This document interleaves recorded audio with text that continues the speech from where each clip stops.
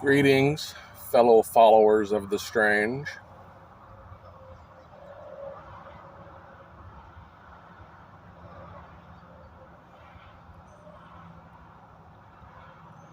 Your friendly neighborhood artist coming at you today.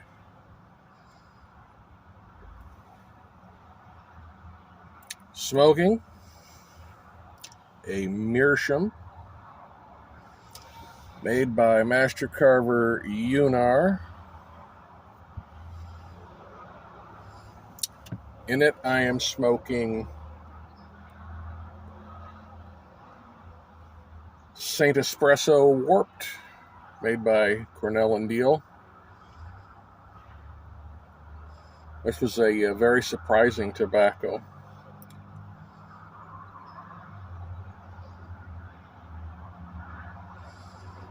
It has some good elements of an aromatic, but also all the oomph of a straight tobacco.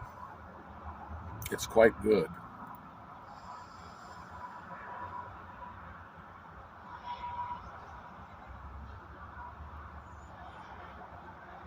What is art? I know you were just asking yourself that. It's an old question. A lot of ink has been spilled upon pages writing about it. Lots of people with initials behind their name discuss it in a classroom. The answer is simple. Art evokes emotion. That's it. If you ask yourself, am I looking at art? Is this art? Is that art? Did you have an emotional response? Sad? Happy? Joy? Depression? Love? Repulsion? Gagging? If you had any emotional response whatsoever, then the answer to your question is yes, you were looking at art.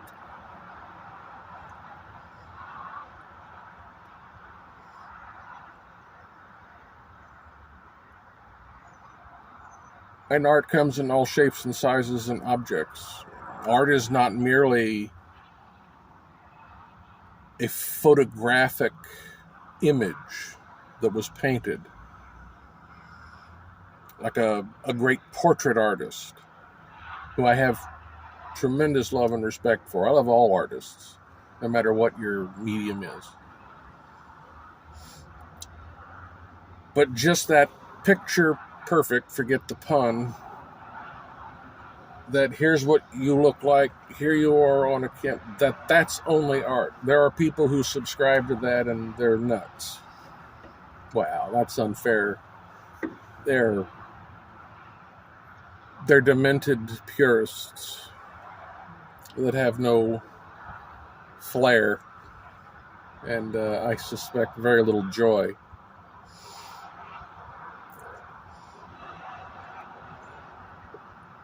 A man named Edvard Munch, spelled M-U-N-C-H, is the father of a movement called Dadaism. Dadaism. I just like saying Dadaism. Now, I'm not going to spend many videos going over schools of art and thought. No, the academics of it, as I've said before, just absolutely destroys creativity, and it also chases people away. To have to look at a piece of art and then determine what ism it is. It doesn't matter. But Munch basically, in a nutshell, said everything is art. No matter what it is, whatever you're looking at is art. Common household items are art. Objects laying in the gutter are art. One of his famous pieces is a toilet. That's right, a toilet. I know right now some of you are saying, I don't believe you. That's true, you can verify it. There are ways to come up with facts, even in our warped little world.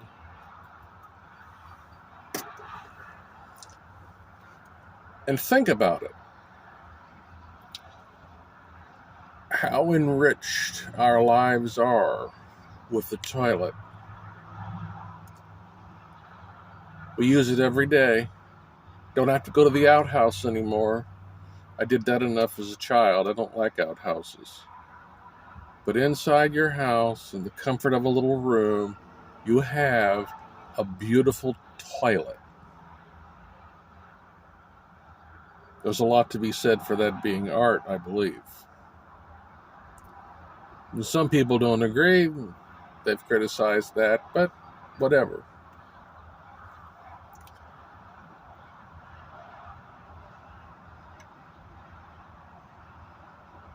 One thing that I would also like to touch on in this particular little video, hold please.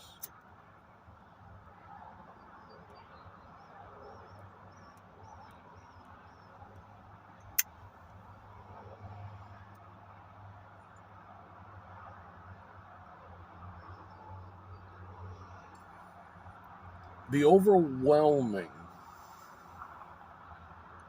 majority, and saying majority doesn't do it justice, it's more than majority.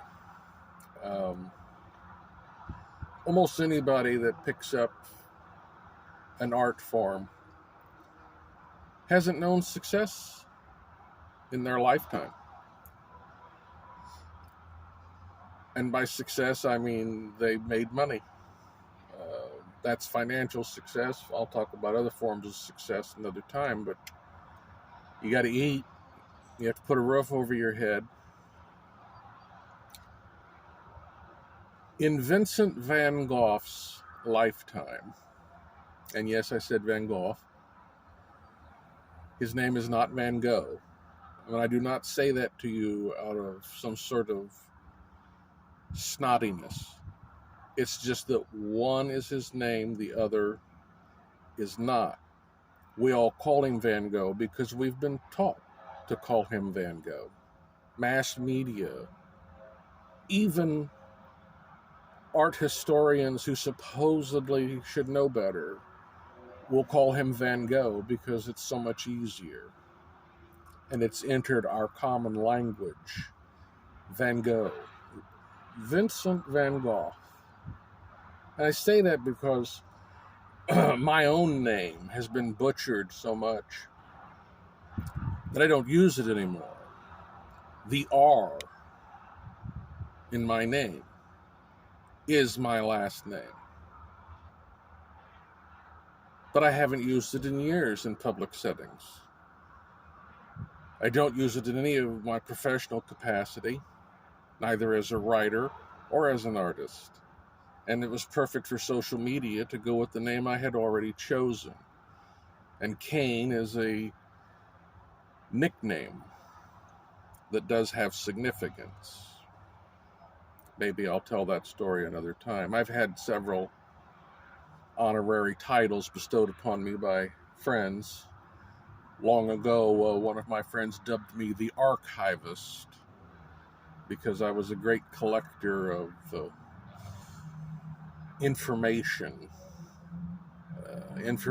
commonly known, and also the gathering of shadow information.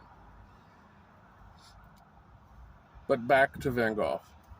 In his lifetime, he sold only one painting. That's it. One. Yet in death, he became paintings that sold for 40 million. Because a group of people got together and decided, he's dead, you can't get any more. Now let's pay huge amounts of money. There are many rich people in the world who have huge amounts of money to spend, and they need to spend it on something. Tragically, many of them buy these paintings and never look at them. They go into a vault. I shit you not. They don't even hang on their walls in their palaces. There's no benefit whatsoever to them. There's no joy. Unless they give it to a museum, which some do, some don't.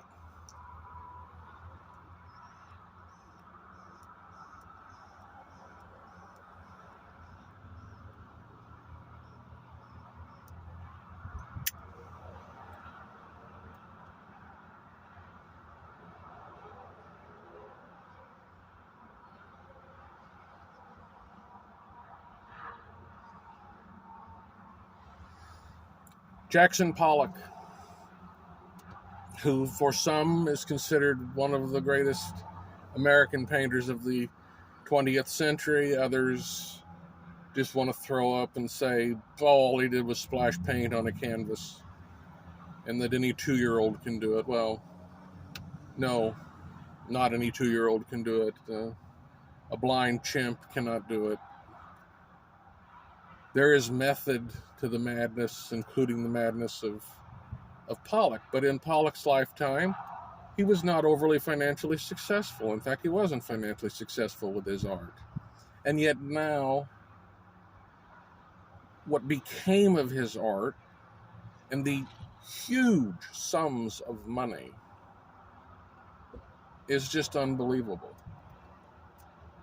It really leaves you asking the question, what is it about the human condition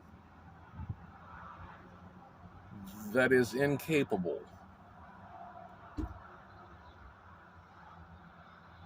of recognizing and rewarding talent in its own lifetime?